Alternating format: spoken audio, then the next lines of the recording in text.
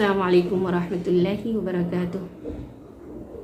الحمدللہ رب العالمین والصلاة والسلام علی اشرف الانبیاء والمرسلین محمد وعلی آلہ وصحبہ اجمعین وبعد۔ قال اللہ تعالی فی القرآن المجید والفرقان الحمید، اعوذ باللہ من الشیطان الرجیم، بسم اللہ الرحمن الرحیم۔ رب اشرح لی صدری ویسر لی امری واحلل عقدۃ من لسانی یفقہوا قولی۔ کیا توحید ہی ایمان ہے؟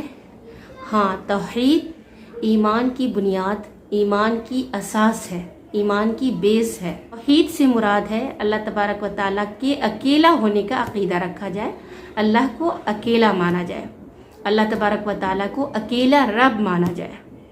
اکیلا رب مانا جائے یعنی اللہ تبارک و تعالیٰ اکیلا خالق ہے، اکیلا مالک ہے، اکیلا رازق ہے، اور پوری کائنات، پورے نظام کو چلانے والا اللہ تبارک و تعالیٰ اکیلا ہے۔ جب اللہ تبارک و تعالیٰ اکیلا مالک ہے، اکیلا خالق ہے، پوری کائنات کو پیدا کرنے میں اس کے ساتھ کوئی شریک اور ساجھی نہیں ہے، اکیلا رازق ہے، اور پورے ورلڈ کو، پوری کائنات کو اکیلا وہ چلا رہا ہے، اور اس کے نظام میں کوئی کمی نہیں ہے، تو عبادت کے لائق بھی وہی ہے۔ اور اللہ نے جتنی صفات بتائی ہیں قرآن کے اندر، نبی صلی اللہ علیہ وسلم نے جو صفات بتائی ہیں اس کو ہو بہو تسلیم کر لینا، مان لینا، یہ توحید ہے۔ توحید کی 3 قسمیں ہوئی: توحید ربوبیت، توحید الوہیت اور توحید اسماء و صفات۔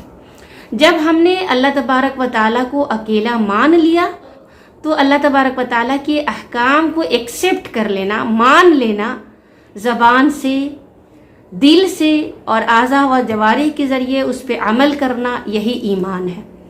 توحید یہ ہے کہ اللہ تبارک و تعالیٰ کے ایک ہونے کا عقیدہ رکھا جائے، اور ایمان یہ ہے کہ اللہ تبارک و تعالیٰ کے جو احکام ہے، جو قانون ہے، ان احکام اور قانون پہ عمل پیرا ہویا جائے، ان احکام اور قانون کو ایکسیپٹ کیا جائے، زبان کے ذریعہ، دل کے ذریعہ اور اعضاء و جوارح سے، آرگنز کے ذریعہ اس پہ عمل کیا جائے، یہ ایمان ہے۔